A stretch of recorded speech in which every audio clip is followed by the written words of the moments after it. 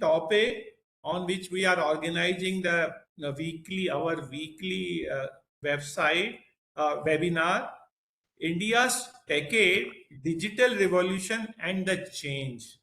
Let me have the privilege of introducing our chairman of the session, Shri Sanjiv Shankaran. He is a distinguished journalist for 26 years and writes the editorial page of Times of India and has mostly covered financial market and political economy for newspaper, a magazine and a wire agency. And let me also add, he has a lot of interest in agriculture also, and writes something when the Rabi crops report and Kharif crop report are released by CACP, that is the Commission on Agriculture Cost and Prices. And he writes very, very clearly, vividly, and analyzes these things, which is very dear to him.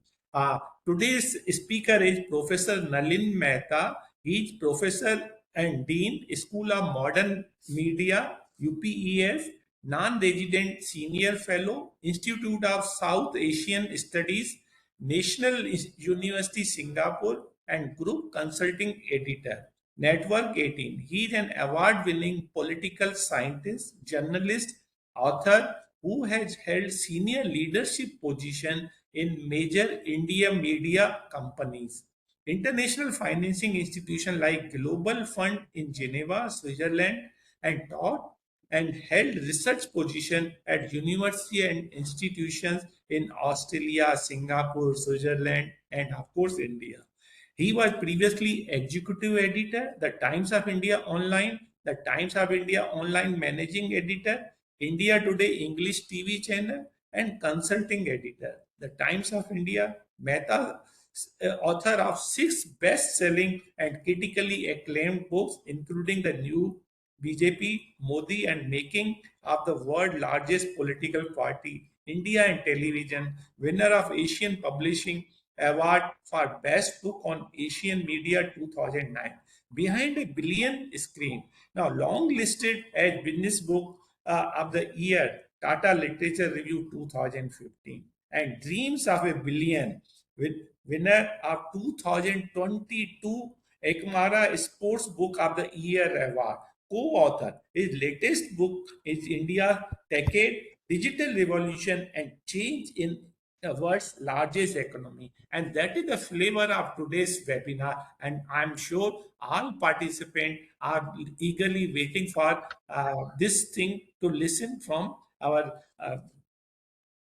distinguished speaker. Now, let me add few things.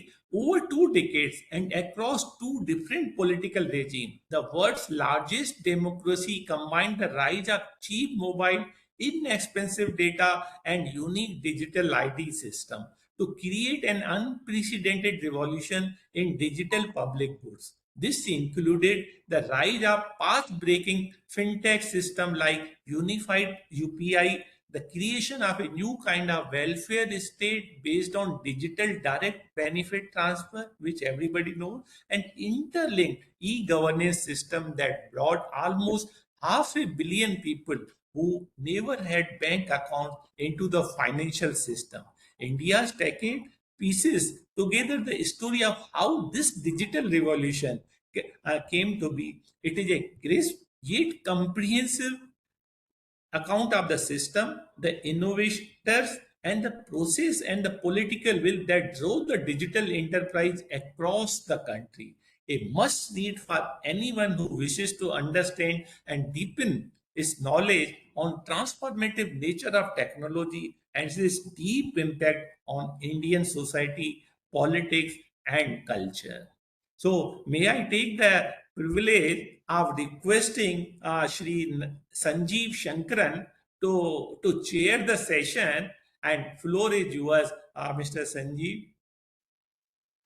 Thank you, sir. Good evening. Good evening. The years 2008 and 9, with the benefit of hindsight, one can say were truly important years for the presentation that is going to follow.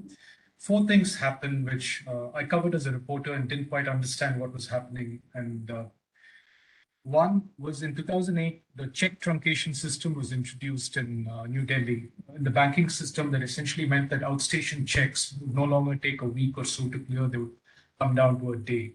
Later that year, the National Payments Corporation of India was set up. A few months later, the UID was set up, which the one that handles Aadhaar. And the same year, the Public Financial Management System was set up by the government.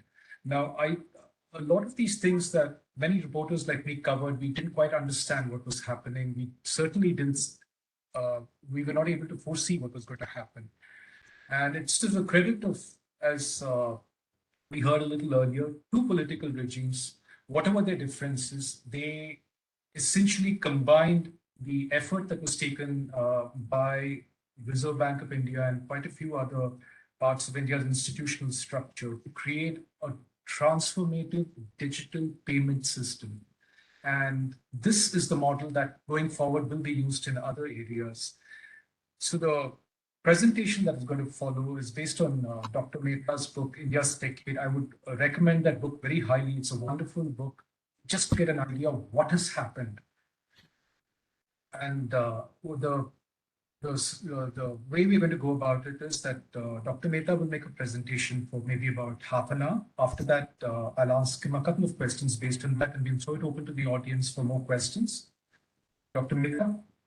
Thanks very much, Sanjiv, for that introduction, and Ashokji for a very generous introduction before that, and Professor Charan Singh for having organized all of this and for inviting me to this very august gathering. Let me just share my slides first, and before I start, in order to illustrate what I'm going to be talking, is the slide share? Sanjiv, can you see my slides at the moment? Can you see them? Yeah, now we can. We can. Yes, yes. So, I think I just want to preface what I'm going to say with a couple of comments, which is that I think when we think of disruptions in tech, we largely think of always about the Silicon Valley, or more broadly speaking, the West. What is different about India's digital revolution, and we'll talk about why it's a revolution and so on, because unlike in the West or in Silicon Valley, where it's always been the private sector which has led the way, India's digital shift has largely been enabled by the state and by actions of the state working in public-private partnerships with the private sector. And what this digital public revolution, if you like, went viral on a scale that's never been seen before, and it changed the way we deal with each other, with the state, and with money.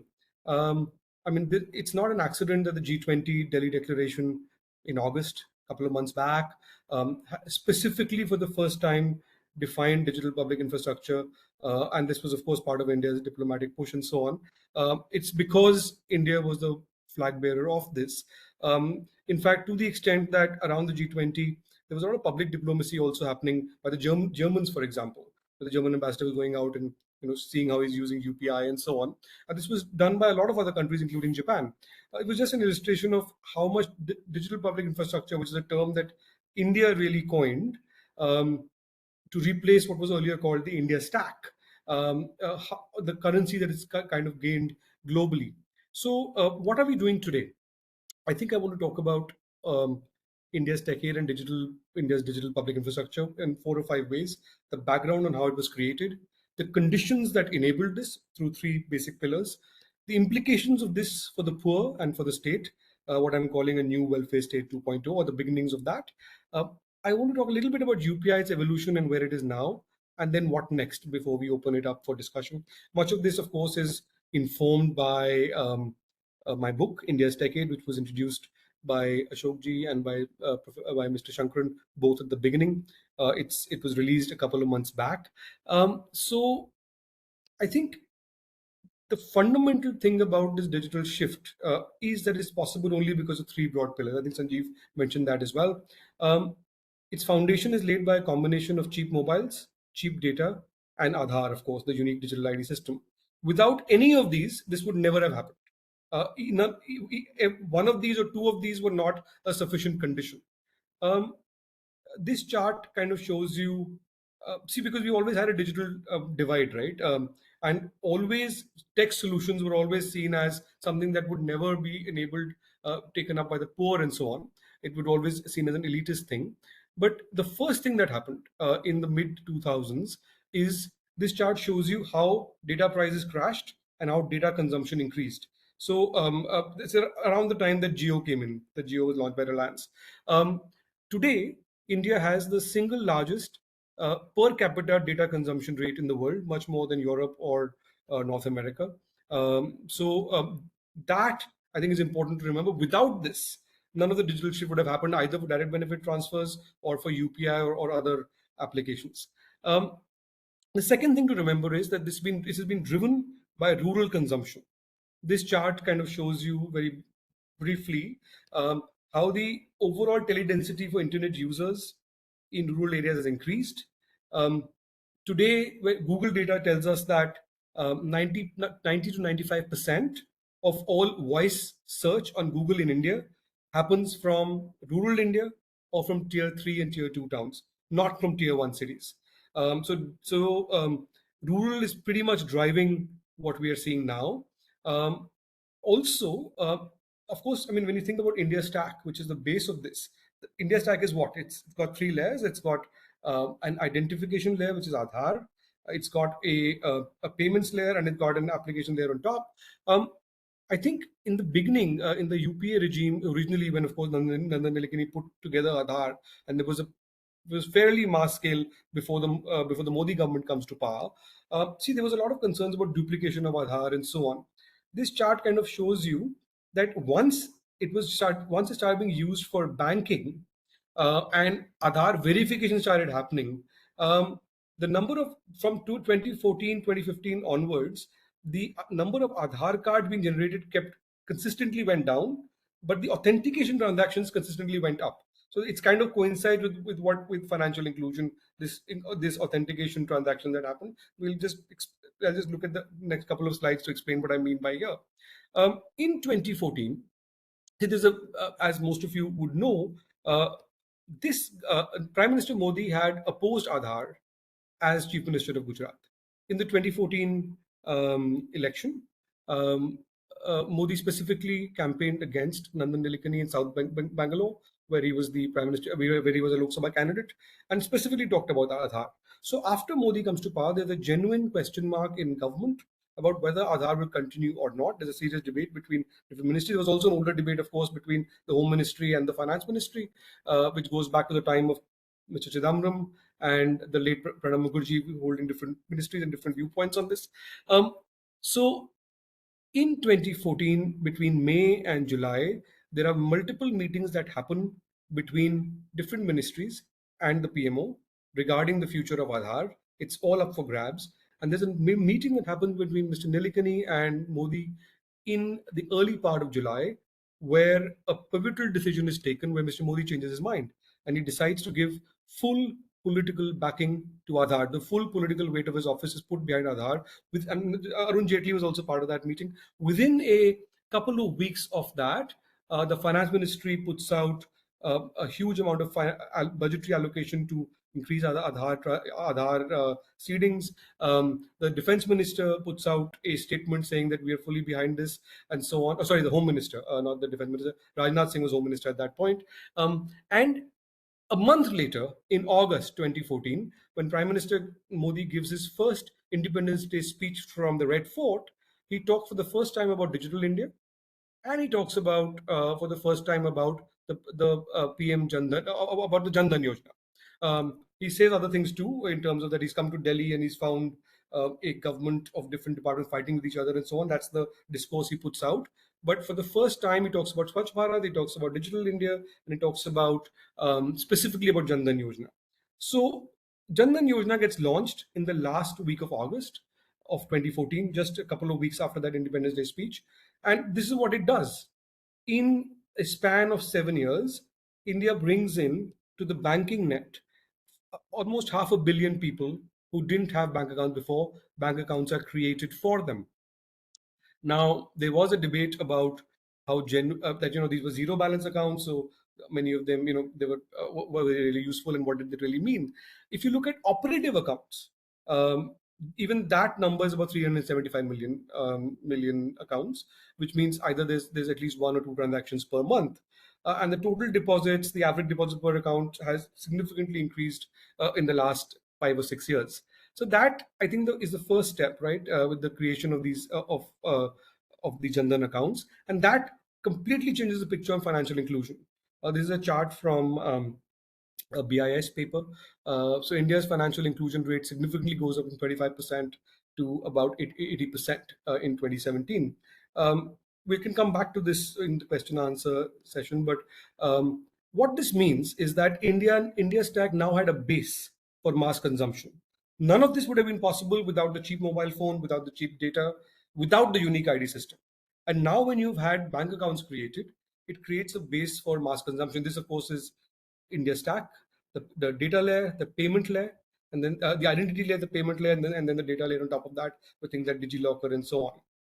Now, once financial inclusion happens at this scale, and no other country has done this much of a ramp up of financial inclusion in such a small time in history, it creates the basis for enabling direct benefit transfers on a scale that is fairly unprecedented. Now, this chart kind of shows you the progress of DBTs. This includes the Manmohan Singh period of 2013-14. And what we see fundamentally is that in 2013-14 to 2022-23, if you look at several metrics in terms of the number of schemes, that goes up by about 11x from 28 to 312. At one time, around 430 schemes were also part of this. Some of them then came out. In terms of beneficiaries, it goes up by 8x from 10.8 crores to 71 crores. In terms of money actually spent, it goes up by 110x from 7,300 crore plus in the Manmohan Singh period to 2,55,000 plus crore in 22-23. If you add payments in kind, that amount goes up by significantly more. And the figures are on your screen to about 8. So that is the scale of what we have seen. Now, of course, there are questions about would this have been done better? Is it? Of course, there are questions around, is this enough and all that. That's separate. But the sheer nature of this shift is pretty instructive. I think it's not just the fact that the direct benefit transfers change the equations on the ground. I think it's also the nature of the welfare state, or the at least aspirational welfare state that India was trying to create. That also changed. So if till 2017, for example, over 50% of these transactions were Manrega funds. But but today Manrega is only about 11-12%, and that's not because Manrega funding has gone down. In actual terms, it kept going up till a couple of years back, and now it's kind of flatlined or gone down a little bit. But fundamentally, the spending on other schemes, most notably PM Awas and the PDS system, that fundamentally increased, and that's why the breakup changed of the DBT spending. DBT per expenditure per capita, of course, is it's significantly gone up as well. I'll just skip through this a little bit to see a significant part of this was through common service centers, which were rolled out, which started being rolled out in the UPA period, but it were ramped up significantly in the Modi period. And as part of this book, we did a lot of dipstick surveys in 7 or 8 different states in rural areas, from Uttarakhand to Karnataka to parts of UP and so on. The CSC penetration played a very significant role in increasing the penetration of DBT transfers in rural areas. Now, this chart kind of shows you what happens with PM Kisan, for example. Now, when I say about the penetration, what I mean is that it's not that corruption went down significantly. It did go down, but the nature of power changed at the village level because of direct benefit transfers. This was explained to me by a sarpanch in UP, in one of the most backward districts in UP, who was actually a Samajwadi Party sarpanch, who was saying that, look, he explained to me that, look, earlier, when he was doing Manrega funding, he could essentially make up a number of names, right? There was 500 people in the village eligible. He could write 700 names, 200 would be fake. Out of the remaining 500, which are genuine, he would take a cut of 20-30%. to give the funding to the beneficiaries. Now what's happening is that um, he can't make up the names, not to the extent that as before. However, it's not that corruption went down. He's still taking a cut, but the nature is different because now, why is he still taking a cut? Because the beneficiary, at least in this village, many beneficiaries, now if you're taking money for, say, Manrega, you also want to be in the eligible list for PM Awas or for Swachh Bharat, and that power is still with the Sarpanch. So therefore, he will still take a cut, but now because the money has come directly into the beneficiary's account, now the Sarpanch has to take the money back. So the percentage of corruption in that village went down significantly of the cutback. So that kind of explained a little bit to me on what was happening on the ground sociologically with this. Um, um, PM Kisan, of course, followed from Raitu Bandhus, which was set up by BRS, then called TRS in 2018 October, and then PM Kisan is launched just before the 2019 election with due permission from the Election Commission. These numbers kind of show you the expansion of PM Kisan. I think whether you look at Swachh Bharat, whether you look at PM Awas, see, a large part of the debate around Swachh Bharat has been around, did India become 100% defecation free or not? And the government declared it had. Now, of course, you can go to any village and you will always find a toilet or a number of toilets that are not being used. But I think that debate, while it's an important debate, it might be missing the wood for the trees, because the real thing that happened in Swachh Bharat was a number of household toilets that were built. Which changed gender equations on the ground. Now, in UP, for example, 17.1 million toilets were built, and they were built by people themselves. So people would get 12,500 rupees roughly for a toilet in 2 installments. You build some of it, then you geotag it, put pictures up on a portal, and then you get the remaining amount. That in terms of PM, in terms of of PM Awas Yojana, for example, 28 million houses have been approved, out of which about 25 million have roughly been already constructed. Now, the important thing about this is that this is about 1.2 lakh people get in their accounts. About 70% plus of these houses are in the names of women, or women and their husbands, women alone or women and their husbands. Now, in a country where till the early 2000s, women did not have the right of inheritance for property compared to their male siblings. That right was given only in the early 2000s, but by a judgment of the Supreme Court. But it's given from that point on, not if your father had died before. And the right for perpetuity only comes in 2020 sometime in August 2020 by a judgment of the Supreme Court. So in such a society where women didn't really have inheritance rights equal to men for parental property, if you have 70% of houses being built in women's names or jointly in women's name with their husbands, which means that the money comes directly into their account, that had profound consequences at the ground level. This chart kind of shows you the number of funds released under PMAYG. I'll just, in the interest of time, because it would be great to have an interactive conversation, I just want to talk a little bit about UPI. Now, I think Sanjiv talked about the NPCI's formation at the beginning and part of his introductory remarks. Now, when UPI started, very few people actually imagined what it would become. So today, I mean, just this month, 11 billion transactions have happened on UPI. India is now 46% of plus of the world's real-time digital financial transactions. From 21 banks, we're now almost at 450 banks which are part of the UPI system. And of course, it's set up as jointly as a non-profit company, jointly owned by the RBI, and with a consortium of 50 plus banks, originally public and private sector. Now that has expanded significantly with money being put on the table. But what's interesting about UPI once it starts is that UPI is significantly grown. I mean, the 2 or 3 things that's significant, I think. The first is that UPI brought more people into the digital financing net in 6 months or in 12 months than debit cards and ATMs had managed to do in 28 years. And that is fundamentally because UPI was interoperable, right? Different systems could talk to each other. You didn't have to have different payment wallets could talk to each other, and different banks could talk to each other, and it was a seamless financial highway put together free of cost in terms of for the consumer by a policy decision.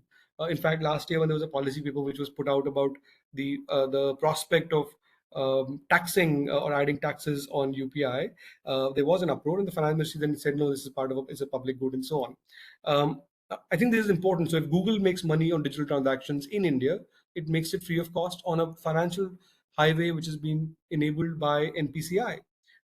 The other thing about UPI is that UPI has grown, just like Aadhaar and other things, far more in rural areas than in urban areas in terms of growth rates. So, for example, Sangli and Raebareli have significantly higher growth rates of UPI. This chart kind of shows that than say Bangalore or Gautam Budh Nagar, Noida, where I'm speaking from, where Professor Charan Singh is also based from. Of course, it's now over 40% of global digital transactions.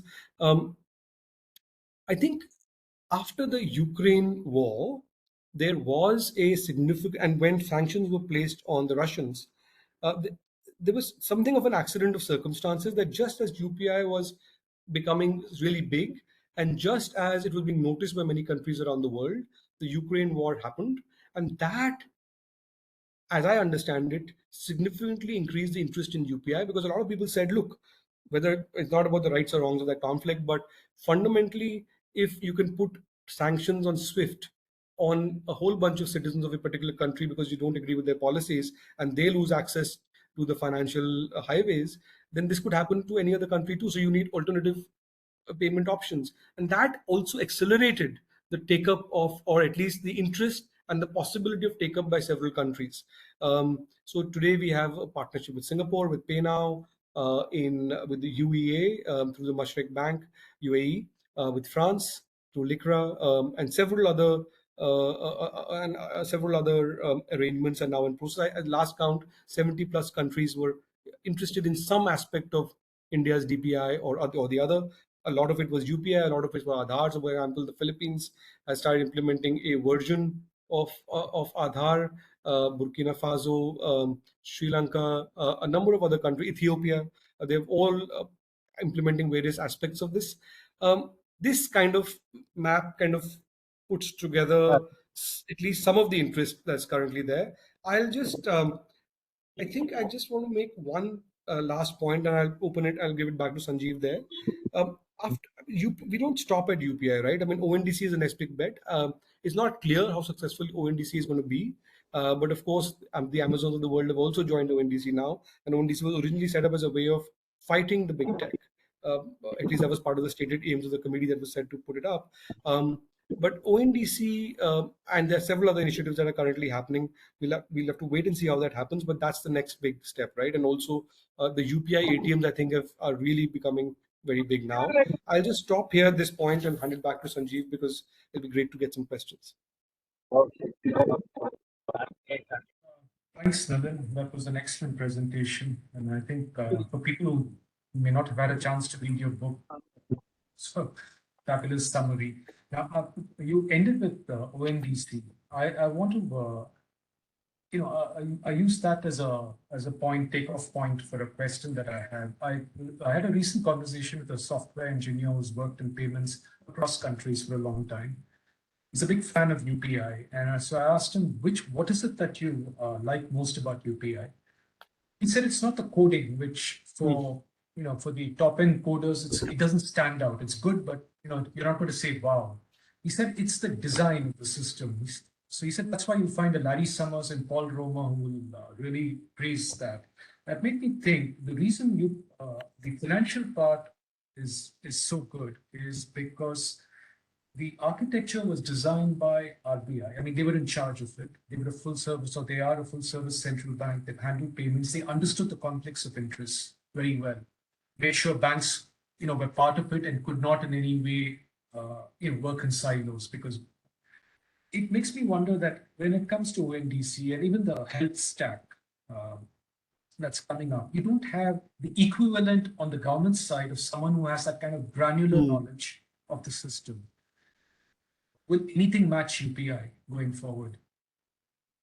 No, I think I totally agree, Sanjeev. And I think we've talked about this before as well, that the fact that the RBI was at the center of this from the very beginning and drove this at the very inception, the fact that several banks got involved in it and some of the best banking minds were who understood how the financial system works, the monetary system works, were part of that process in the beginning. So it wasn't just tech. It wasn't just coding. The coding was kind of, was fairly simple or not as complicated as many people think, like you rightly pointed out. It was the design of it and the architecture of it, and that was because of the expertise that came from the financial minds involved in this. You are right. I don't think we are seeing that kind of, in relative terms, that kind of heft at the moment in some of the other developments. But it also could be that the system has evolved a fair bit since then. There's also a lot more belief now, I think, in digital solutions. In a way, when UPI started, there were debates in Parliament, which have now become memes, where a lot of fun was made about, how is this things ever going to work. And I think there's now what has changed, I think, is the belief system that if UPI could work on this scale, and I don't think anybody questions the success of UPI in this country now. There is certainly a belief that other interventions of the health stack and others of the kinds that you mentioned uh, have a have a far more chance than they might have had 7-8 years back. And again, take off from another very interesting anecdote that you mentioned about your experience with the Pradhan in Uttar Pradesh, who's from Samajwadi Party. Now, the direct benefits transfer, which is part of this whole architecture, is something that you find the center using it. The central government transfers a lot of it through it, and a lot of state governments who have their standalone schemes also do it. So this is a conversation that some political scientists have had and have written about, but especially after the last election in Karnataka, there was there's someone I had a conversation with in Karnataka who's mentioned that the unintended consequence of this, and this again goes back to another book that you've written on BJP, is that we are seeing a level of centralization in politics, which always existed in India across states and center, that it is given the dominant faction or the dominant leader or dominant family, political parties, the chance now to literally bundle everything with their personal branding and make sure it goes straight down to the last mile. The intermediaries are being cut out, and it's going to be an interesting to see what happens in terms of how that will affect the rest of politics.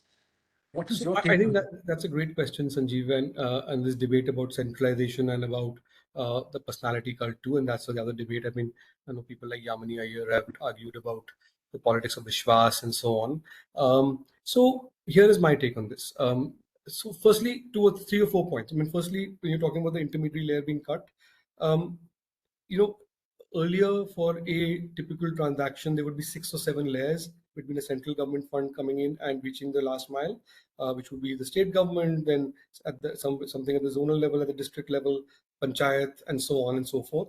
Now that gets cut off. So the possibility of leakage gets significantly reduced. I don't think it's absent, but I think it significantly gets reduced. I mean, Modi makes this point often that look, if $28 billion have been spent in direct benefit transfers, or something like 27 lakh crores over the last 7 or 8 years, that had the earliest leakage been there, which was Rajiv Gandhi's famous quote of around 15 paisa of every 1 rupee reaches the poor, you would have to spend so many X times more to have reached this much of money to the beneficiary. But to the more substantial point that you made about centralization, I think one of the big critiques of the Modi government on direct benefit transfers, or certainly of development schemes, is, so what did the Congress argue in 2019 or until very recently? That fundamentally none of these schemes were new. That what the government did, at least the argument went as such, it essentially changed the name and did a lot more publicity and PR around it. Now, I think that contention is flawed for a very simple reason. Think about Swachh Bharat or think about PM Awas. Now, there was a Indira Awas Yojana that went on, that had been on from the late 1980s. It was a scheme that was to go on in perpetuity. There is a huge difference between Indira Awas Yojana, which was renamed to the PM Awas Yojana, at multiple levels. The same thing happened with Swachh Bharat and its predecessor. The design changed. The first thing was, so for example, with Indira Awas Yojana, a lot of the housing was built by the state. Now, very often, somebody staying here, you make a house which is 20 kilometers away. they have kids in a school here and so on, they're not going to shift there, or they have husbands who live here, they're not going to shift there. In the PM Awas Yojana, the money goes to the beneficiary. The beneficiary builds the house, and that's a very different dynamic. The same with Swachh Bharat, and this is a more we can have a detailed chat on this if that's of interest. But I think so many of these schemes are designed fundamentally changed, and it could be changed because of DBT. Now, direct benefit transfers, of course, is an idea that precedes the Modi government. It was the first pilots happened in the UPA regime. The first one, I think, was in 56 districts, started on the 1st of January 2013. Jairam Ramesh was the rural affairs minister, and he spoke in very glowing terms about it at that time. The problem was that in that pilot, there were a significant amount of problems for the first 7 8 months. And by the time many of those problems were fixed, the Congress loses power and Modi comes to power. I think Modi's political genius lies in the fact that he essentially understands what this could do, and he gives this direct benefit transfers the full political backing of his political capital and the full weight of his office. And because it scaled up at such a level, and that chart earlier kind of illustrated that, it is but natural that the BJP would have gained significant political advantage from that, because the scaling up happened under the BJP, irrespective of where it started from. However, I don't think this is a political thing. I think uh, all governments in this country now are using DPT in ways. It's not a BJP thing at all. Raitu Bandhu, for example, in PM Kisan started before PM Kisan was born in Telangana. Very important part of why TRS comes back to power in 2018. You look at Mamata Banerjee in West Bengal and some of her schemes. You look at the DMK and Tamil Nadu, the recent schemes on women. You look at Karnataka, because the central government decided not to give rice to the Karnataka government. Just last month, the Karnataka government did the single highest DBT transfer in the world. It was with the click of a button, and they said so publicly. So it is politics agnostic, if you like, DBT, but of course it has political consequences. On the question of centralization and this idea of well, it get identified with one person and so on. Look, I think my view on that is that you look at every major government scheme, state or central. Uh, in UP, when SP was in power, there were school bags with Akhilesh Yadav's photograph on them. In Tamil Nadu, when Jayalalitha was in power, her face was emblazoned on several schemes across the board. So I don't think that's new in Indian political culture. I think that's part of Indian political culture, and it's across the party lines. It's just that the scale of DPT is bigger and higher than anything before. I'd like to throw open the question answer session to the audience. Would somebody like to ask a question?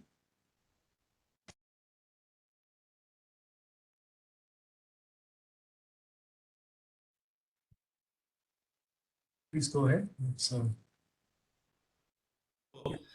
Yes.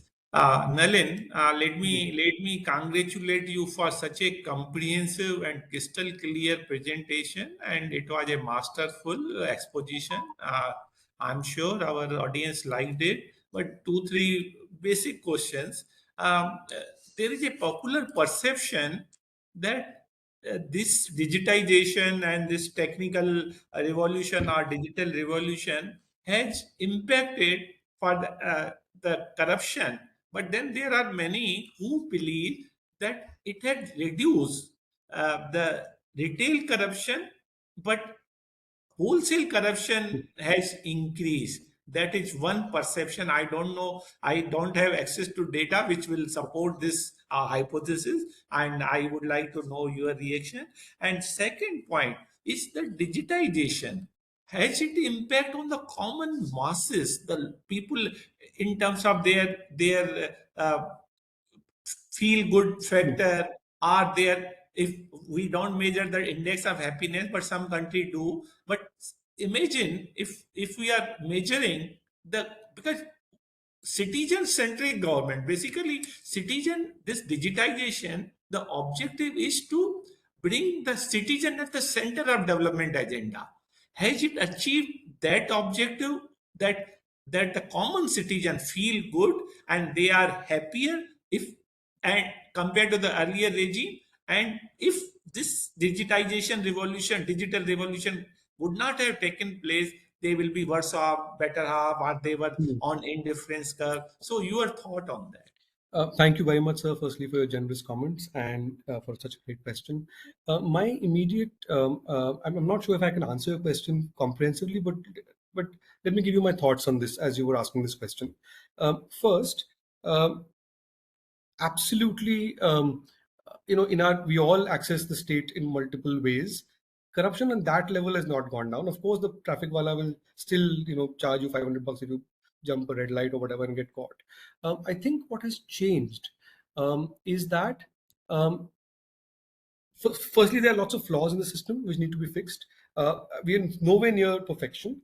However, what has changed? See, the Indian state has always spent money on development schemes. I don't think this government has spent more compared to previous governments, but I think the last mile has been far better because of this. So, what I mean to say is that we always spend money on development, but we didn't always know where the poor were. What digitization has done is to give us a far better approximation directly of who these people are directly, not perfectly, but even if 70% is there, it's far better than before. And I'll give you an example. In the coronavirus period, we all remember the deprivations of the coronavirus period. We remember the dead bodies in the Ganga. We all saw what happened in the phase 2 and so on of corona. Um, I would argue that despite all of the disasters that happened in India at the time of Corona, including in UP and in Gujarat, which were the worst hit states. A s- you know, it is precisely because the DPD system had been put in place. Some 800 million people started getting benefits in that period. That didn't change the scale of deprivation, but it mitigated it somewhat. And I would argue that the reason why government did not pay a political price for what happened is significantly because a lot of it, some of it at least, was mitigated by the system, by 800 million people who were getting benefits at that time. That included in kind. When I traveled to UP around before the 2022 election, which was the first big election after the coronavirus period, and all you heard on the ground, you didn't hear Hindutva, you didn't hear all of that. You heard law and order, but you also heard a lot about ration and tel, and the delivery of that. You heard a lot about that and that point. In terms of your point on retail corruption vis-a-vis the other kinds of corruption, so I don't think other kinds of corruption has gone down. That's my understanding of it. Do people still to make money on contracts? Of course. I mean, the whole Karnataka election was fought on kickbacks, on the allegation of kickbacks and so on. But I do think that despite challenges in access, so for example, the defense pensions, for example, have recently shifted to the Spurs system, and that's not going very well. That's one of the systems that is struggling. So there has been uneven implementation, but in of many of the digital schemes, but in schemes where it has worked far better than others, which means PM Awas, it means Swachh Bharat, and some of the other schemes, there the despite its imperfections, the scale of delivery, the nature of change, the scale of delivery is so high that it has made a significant difference in people's lives. Great. So this is a very good answer. At least you are trying to give as much as possible. One small point which really passes through my mind. I'm not very sure whether it is covered in your study. Now all this digitization has it contributed, because recently we have seen the Niti Aayog has brought out the report which shows clearly that across the state the poverty had reduced.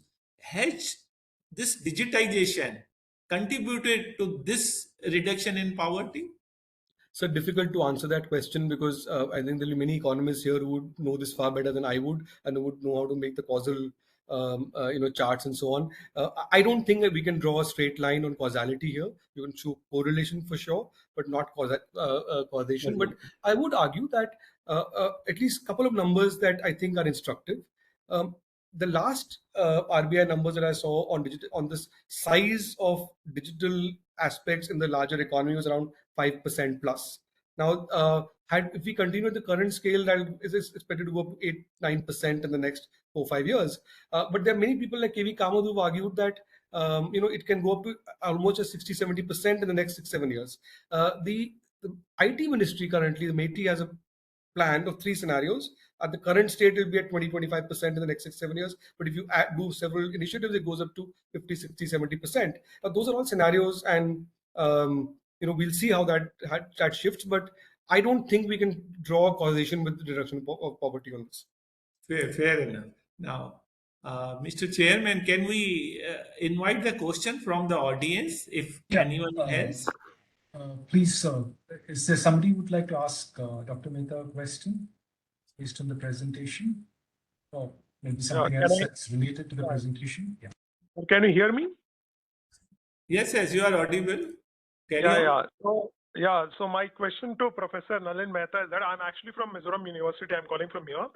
Sir, if you see the DBT, because it's all started from 2013 and right now we are in 2023, so years now. So what is the major challenge do you think in the DBT, which 1 decade of existence? Because I'll just give you one example. I mean, last 1-2 months back, we have heard in the newspaper, national newspaper, about the Jharkhand, the DBT, that corruption cases, especially in the scholarship for the students. Yeah. So in that way, still, if the corruption is existing, then how come we can say DBT has really, successful in terms of sending the money to the beneficiary account? So this is one question. Second question is, as we are in the middle of the Achieving Sustainable Development Goal 2033, how do you think DBT can be one way of achieving sustainable development? Is it possible, it can contribute towards achieving, especially if you look at some of the goals in SDG, especially infrastructure and innovation and that industry goal, which has been in SDG. And I'm looking forward for your reply, sir. Thank you so much. Right. Thanks. That's a great question, Dr. Sadashivam. Let me try and answer it. So you're right about the reports that you mentioned. I think there have been, in fact, I think the various ministries have also talked publicly about duplication, for example, in several schemes, including PM Awas. By the way, if you look at the chart on PM Awas that I was showing earlier, if you add up all of those, it adds up to more than 100%, and that's because there is some gap between it's combined with several state government schemes as well. Sometimes there's a gap in how much money is actually from the state and how much from the center. So my answer to that is that I think the next challenge is on quality, and it's on filling up these loopholes. Are there loopholes? Absolutely. Is there corruption still there? Of course it is there. I think it'll be stupid to argue that it's become a perfect system and it's great and nothing has and there's no leakage in it. I think that's not the argument I'm making. The argument I'm making is that if you look at the figures of direct benefit transfers, and there are 2 schemes I studied specifically, PM Awas and Swachh Bharat, on that. I would, and these are figures submitted in Parliament, so not the original ministry figures. If you look at those figures, and I've spoken to several people who are involved at different stages of the chain, including at the center, state, and at the ground level. Let's say, and there is scope for there is errors in the data, right? Now, let's say even if 35% of the data is faulty or has got some problems in it, even then it's a very huge difference. The point I'm making is not that there's been 100% improvement. The point I'm making is that it's at least in the North Indian states, this is much less true for the South Indian states, the states south of the Vindhyas, because people were used to such high levels of corruption and such low levels of delivery that even a shift of this kind, which may not be perfect, but it's huge, it's a paradigmic shift. I don't think we should make any bones about it. It's not an incremental shift. It's a paradigmic shift, even if it's not perfect. That is enough to have huge political consequences. And we are seeing the results of that in several states. Does it have to be improved? Absolutely. And I think that's the next big challenge. That's the first big challenge. The second big challenge is that when people start getting significant amount of benefits, they start getting, their neighbors and others start getting that. And if they don't get it, that creates a lot of pushback. And the second pushback that it creates is that after a point, it's got this follows the law of diminishing returns, right? And this whole once people get used to that, then that's not enough. Then you need far more other things, which is why the Reverie debate is very important, because can you also afford to do so many of these transfers beyond a certain level, and what's in the poor's interest, and what's a SOP? I mean, a lot of economists can answer that better than I do, but the line is very, very, it depends on how you define the line. I don't think there's any right answer to that. What was the other question you had asked? You asked the second question, right? Sir, it is about DBT and its role in achieving SDGs 2030. Right. Is it So I'm not sure if we can. I think it certainly plays a very big role. Exactly how, I think we need more detailed studies on it. But I would say, for example, I'll give you an example in Bharatpur, which is one of the places where we did a study. We found that Bharatpur is one of the aspirational districts, one of the more backward districts in the Niti Aayog list. Bharatpur had a very high amount of spending. See, in PM Awas, for example, the first tranche was easy because putting money out is the easiest thing in the world. The second tranche was very difficult because then you have to actually get the work done, and people have to actually do something and show the proof, and then the second tranche goes out. And there, they really struggled with it. So, what the collector there, for example, and I spoke to two or three different collectors over different tenures, they argued that, look, to get the second tranche done, they realized that there wasn't enough trained manpower to build so many houses for which the money had been sent. So they actually tied up with IIT Roorkee, and they trained something like 6,000 to 7,000 masons, bricklayers, and other kinds of tradespeople for this housing. For this housing thing that happened. What that did is, none of that data is captured in jobs data, by the way. Very little of that is captured in the employment data. What it also did is that it raised the general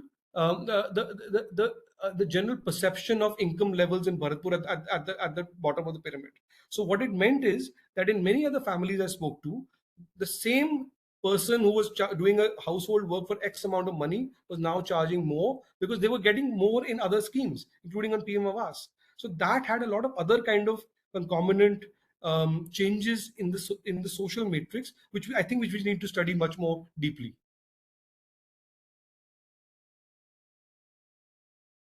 Very good. Any other question?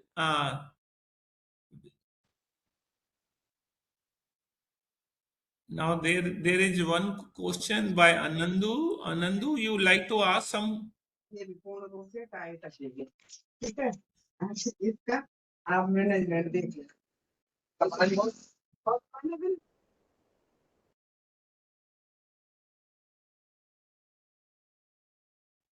Hello, Yeah, this is Anandu here. I was just curious about those 3.8 crore under National Social Assistance Program, and they are 3.8 crore people who are getting pension, and they are disabled, old, as well as widowed women, and they have less access towards bank. So the earlier system, the post office would have reached to them. But in this system, it has been extremely difficult. Old people find extremely difficult to work digitally. So, don't you think that the old process should continue for some programs? That is the money order system. Okay. So this particular aspect I haven't studied in depth. So I may not be able to give you a very comprehensive answer on this, but I'll give you my own reflection on some aspect of this that I looked at. For example, one of the case studies we did was on a Vidwa pension scheme in Karnataka, which was run by the Karnataka state government, set up by the Congress government in the early 2000s, and which is still continuing. And this was look. Was it easier for many people earlier? Yes. I also gave you the example earlier. I mentioned about what's happening with Sparsh now, with defense pensions, for example, where earlier it was far more decentralized, and the banks could do it at their level. Now it's been centralized, and that's creating a lot of problems because the Sparsh centers are often very far away from where people are. And for older soldiers and for war widows and so on, that's creating a fair bit of problem. That's a system that I'm more familiar with. So I know there are problems happening there for sure. However, I think we should not overlook the role of the CSCs in this. So in the case study we did in near between Mysore and Karnataka, in the rural areas around that was, and we was that the Vidva pension scheme, which was run by the Karnataka government, at least a few widows that we spoke to there, they earlier had to go to a post office which was much further from their village, but now they could go to a CSC and get it at the click of a button. So these few women that I spoke to, and I don't speak Kannada, so I was speaking through translators. They were essentially arguing, or at least my understanding of the translation was that it's saved on their travel time, but they also have to go accompanied by their son or daughter to go to the CSC to press the button, but it happens in 2 minutes, and to get the money. They use the virtual ATM. Now the same argument could be the other way around too. So I think this needs a lot more work. I haven't looked at this as closely as, but it needs more work. Perhaps you should do it. No, first of all, you spoke of a younger generation, that is the widow pension scheme, and I am speaking of the old and the disabled mainly, that is 3 crores. So if try to understand that the postman delivering the money is far more easier. So they don't have to go to even CEC also. So here's my point, Anandu, that if you look, I don't know about this specific scheme, but there are several schemes where there are versions of the postman going with DPT with virtual ATMs as well. If you follow some of the DPT mission stuff on that, now how effective that is it happening every district equally or not? We have to do detailed studies on it. I don't have the answer to that. But exactly the version of the postman that's doing it is also happening in several districts. It could be bad, worse, ugly in certain districts. That we need more data on that, but it is certainly happening in some of the districts that I have seen in North India in particular. A follow-up question with that, and a recent report has come up with the Deccan Herald Deccan Herald. What about the data secrecy of the entire thing prepared? What about our data secrecy? And what about these old people getting all their bank accounts? What about these old people getting their bank account all of a sudden zero because of not proper laws, or because they are fooled easily? Okay. So the question of secrecy is an important one. I think just this week there's been a whole there's been a lot of news around a big data leak.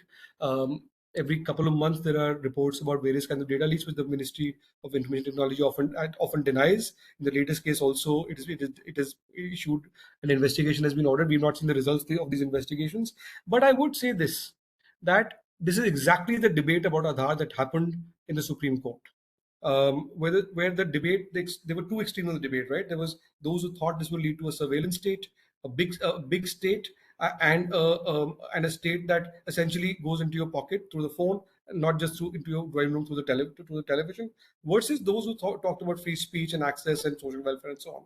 The Supreme Court argued in a constitutional bench in 2017 on the Aadhaar Act, on the Aadhaar legislation. The Supreme Court specifically looked at these questions and unanimously argued, and I'm almost quoting verbatim from it.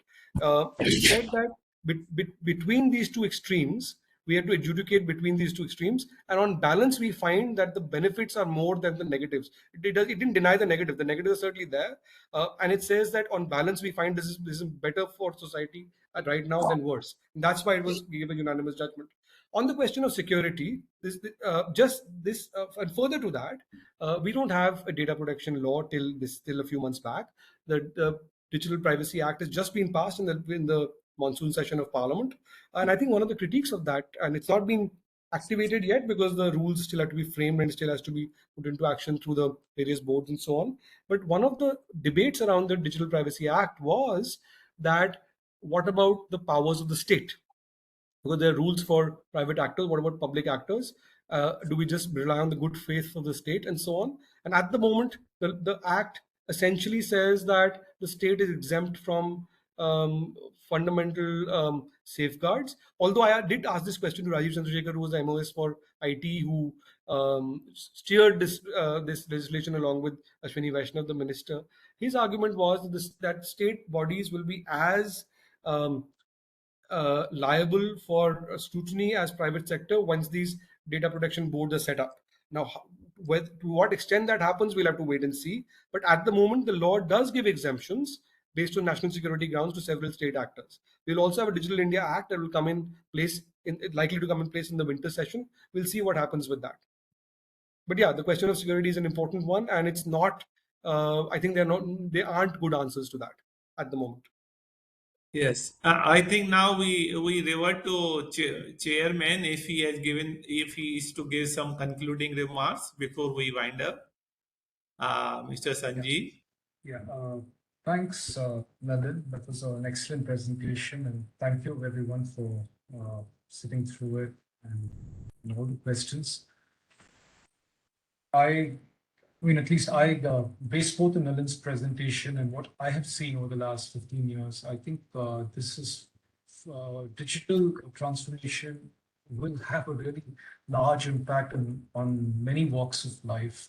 And we haven't quite grasped what it's doing because we're living through it. But I think maybe 20 years later, someone who's going to actually look back to the phase between, say, before 2005, I think the mobile phone explosion, the old one, the feature phone thing started off in 2003 when incoming calls became free.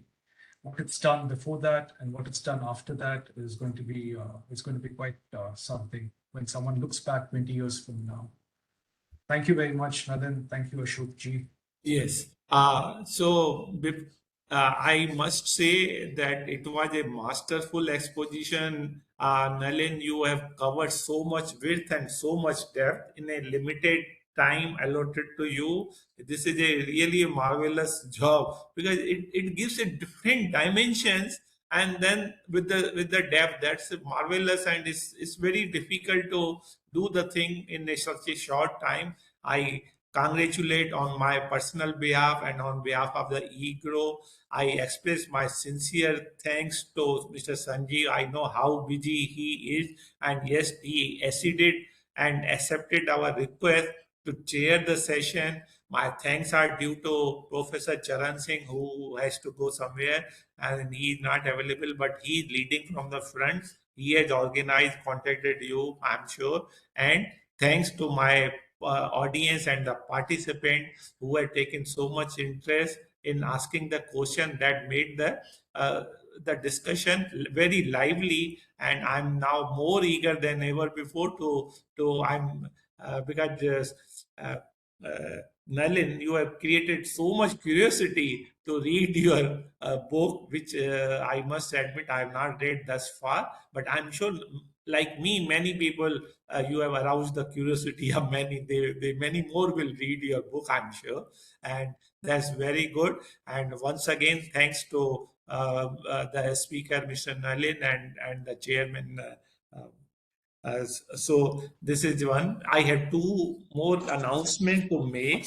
Next week, that means on 10th of this month, we will have another webinar on Global Multi-Poverty Index, and the speaker will be Professor Sabina Alkayed. She is expert in the subject on global multi-poverty, and she's professor at Oxford University. So my suggestion and request to all audience to please spread this, and we'll be sharing the details about the webinars link about this, and please join on that day. And in addition, we government is taking lot of emphasis and laying lot of emphasis on the literacy increase, and EGROW is making very humble attempt to spread the economic literacy. Many well-educated people, they are not perhaps aware of what is happening in the economy. So we have started a very small course, and from 6th to 10th November, that is the 5 days through Monday through Friday, at 7:30, we'll share the details on crisis to opportunity. So please spread the word to whomsoever you know of, and then this will be on crisis to opportunity, understanding stress asset and insolvency law, which is shrouded in mystery. And EGROW will invite the expert on the field to demystify this subject, which is slightly technical, and perhaps less understood. So please spread the news that we are conducting a very nominal price, which details we will share, and it's a no profit, no loss. And so with these words, and third announcement will be the recording of today's webinar proceedings will be shared with all of you tomorrow sometime in the afternoon, and then please do see on this. And with these words, we call it a day. And thanks once again to each one Thanks of very the much. speakers, the chairman, and all other participants who made it lively. Thank you very much. Thanks very much. Thank you. అదేలో ఒక రోజు కూడా secretary